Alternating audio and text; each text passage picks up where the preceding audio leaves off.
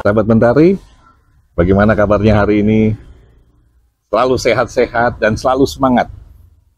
Ya, masih bersama dengan Bapak Sukamto, ya, kita akan mengawali langkah menuju bersama dengan Tuhan. Bagaimana renungan pada pagi hari ini? Mari kita saksikan. Tuhan Yesus memberkati.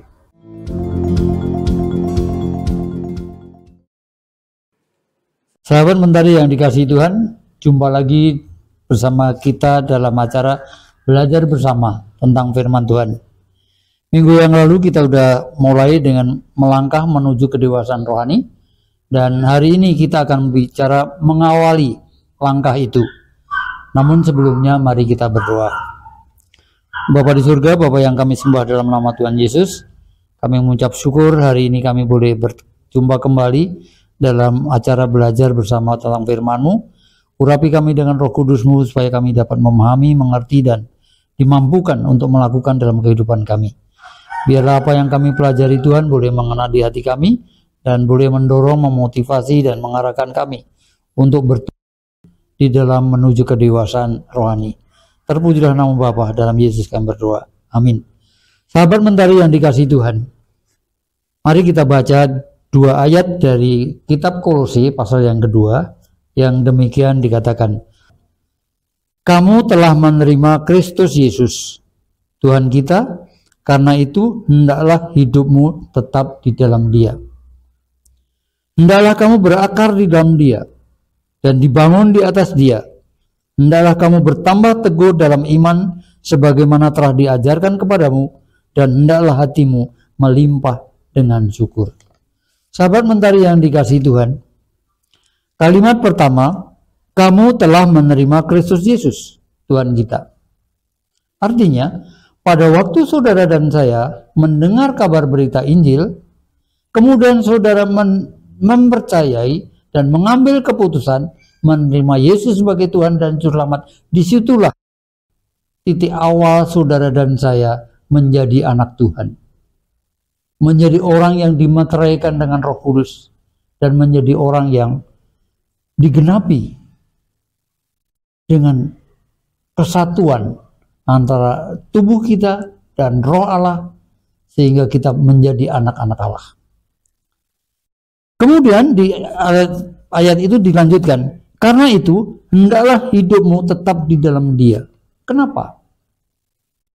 Karena kita sudah mengalami kasih karunia Allah di dalam Yesus Kristus, yaitu penebusan dosa kita pada waktu Yesus mati di kayu salib untuk pengampunan dosa kita.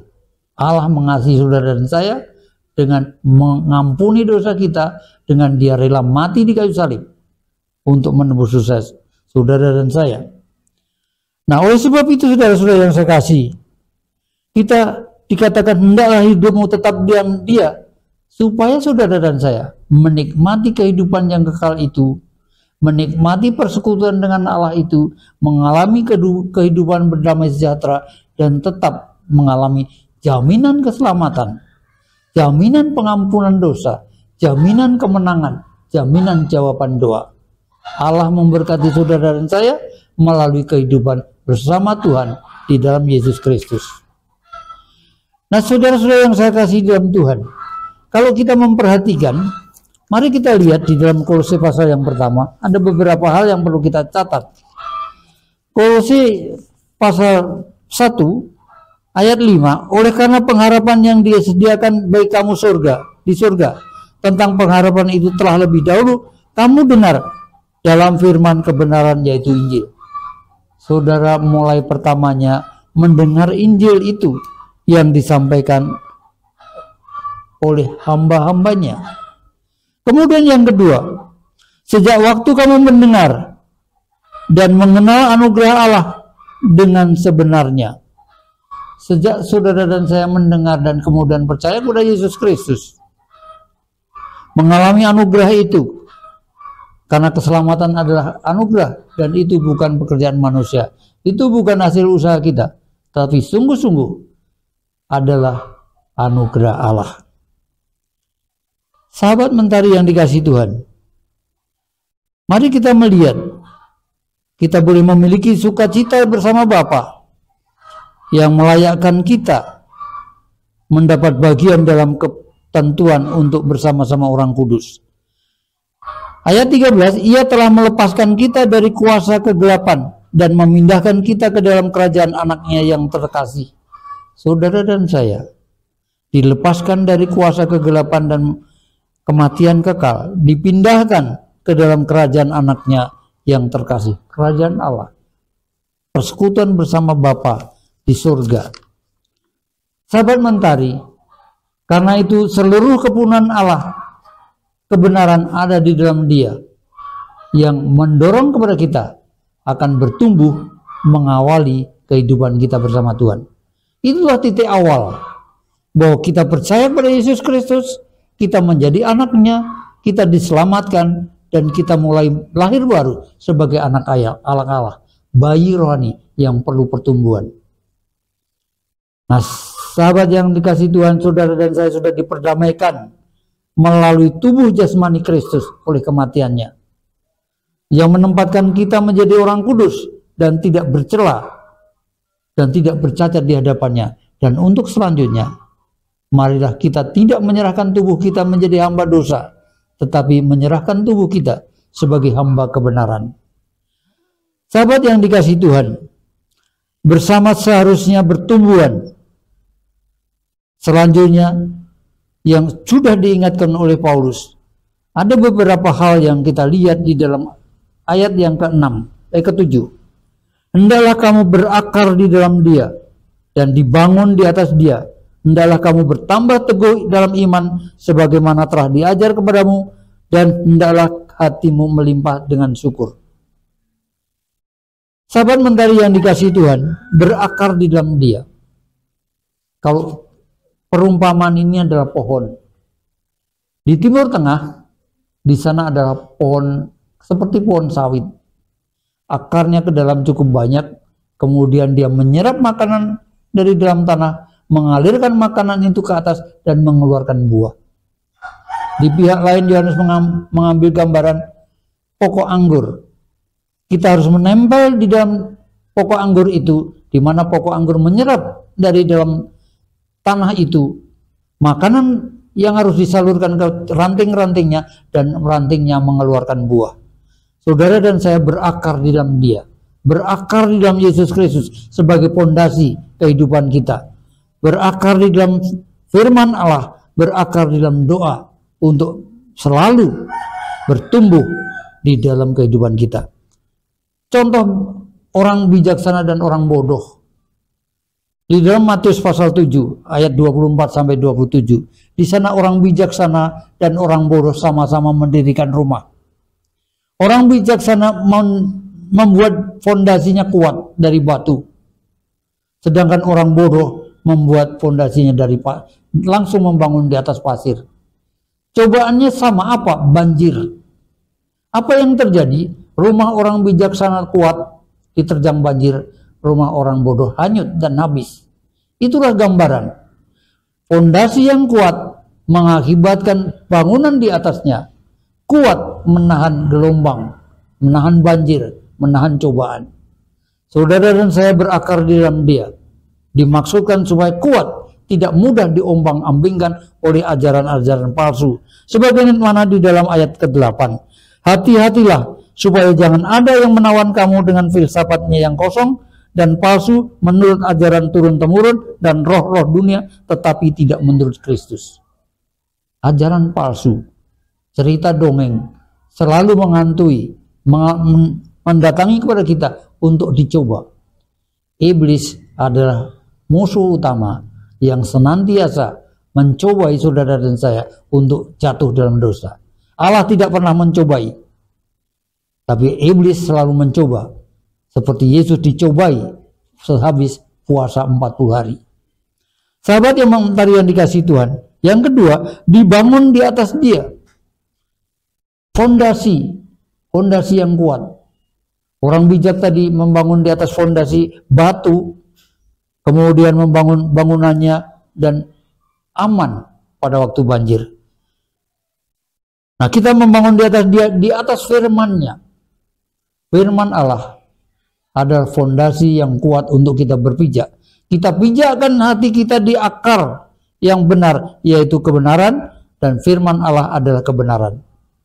Sahabat mentari yang dikasihi Tuhan, firman Allah akan senantiasa oleh pertolongan Roh Kudus mengingatkan saudara dan saya, mengajar saudara dan saya, supaya saudara dan saya mengingat apa yang pernah dikatakan Tuhan kepada saudara melalui firman-Nya. Oleh sebab itu firman Allah mengajar saudara dan saya untuk mengenal kebenaran Yesus Kristus. Manakala dalam perjalanan saudara dan saya tidak berkenan kepada Tuhan, Allah menegur supaya saudara kembali ke jalan yang benar. Oleh sebab itu mengajar dan menyatakan kesalahan saudara. Kemudian dia mendidik orang dalam kebenaran. Saudara diingatkan kembali, jatuh, bangun, dibetulkan, dan dididik dalam kebenaran. Itulah kuasa firman Allah yang senantiasa mengajar saudara dan saya, menyatakan kesalahan saudara dan saya, memperbaiki kelakuan saudara dan saya, dan mendidik saudara dan saya di dalam jalan yang benar. Dan yang terakhir dari kehidupan, dibangun di atas dia, bertambah teguh di dalam dia.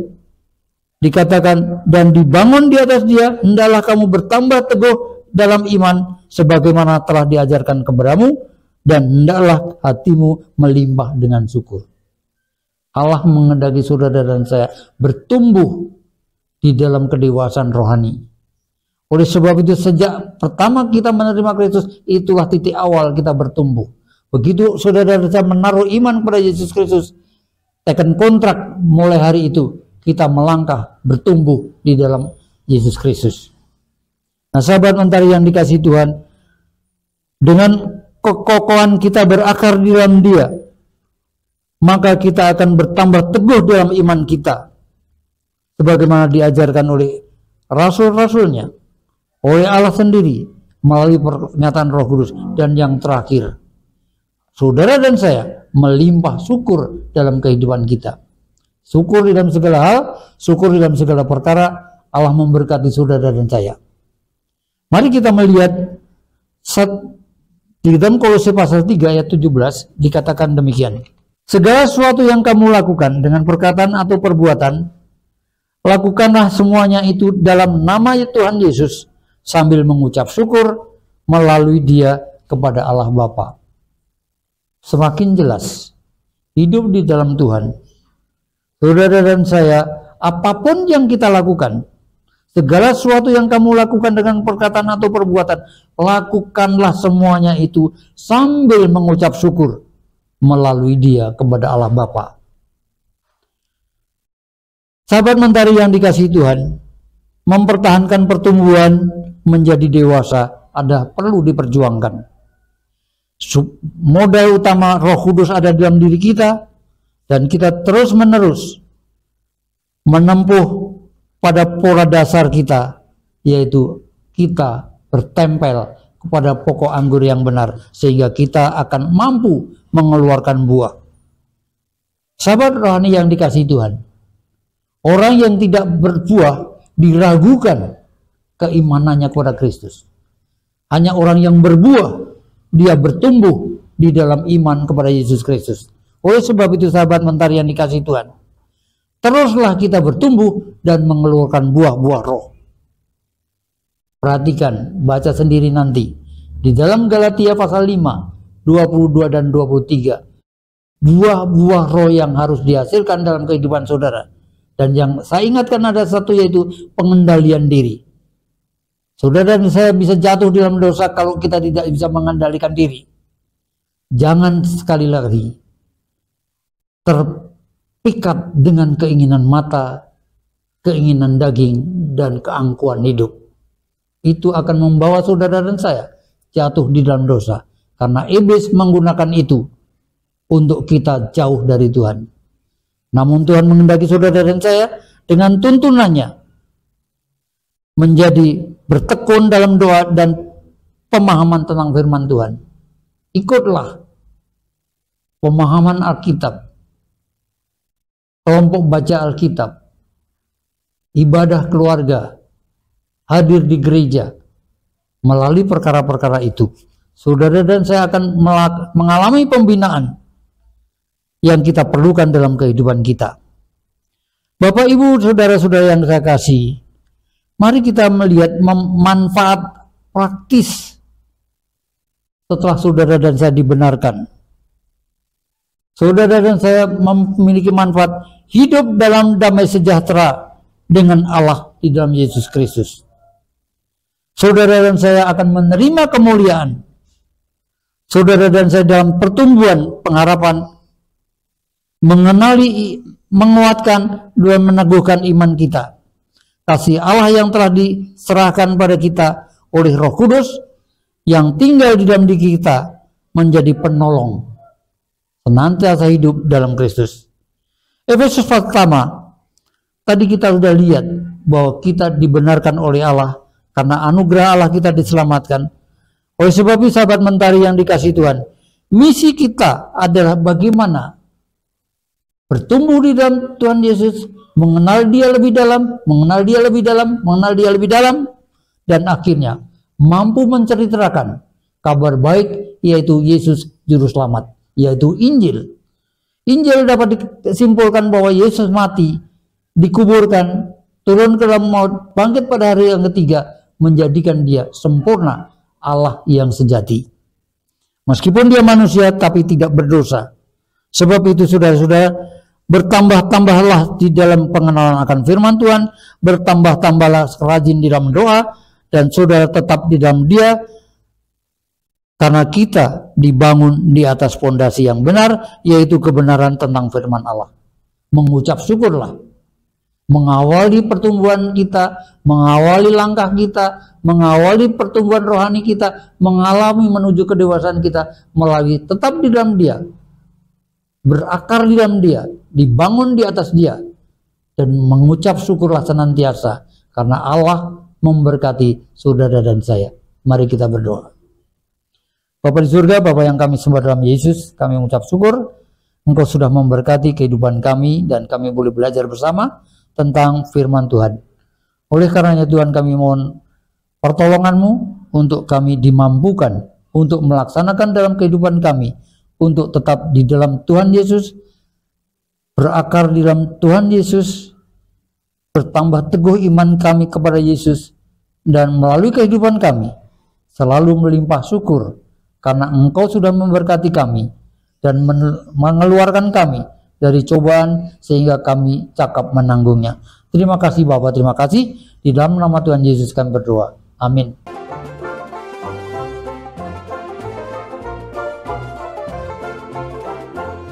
Sahabat Mentari, demikianlah renungan yang telah disampaikan oleh Bapak Sukamto. Bagaimana kita melangkah menuju kedewasaan rohani. Tuhan Yesus memberkati.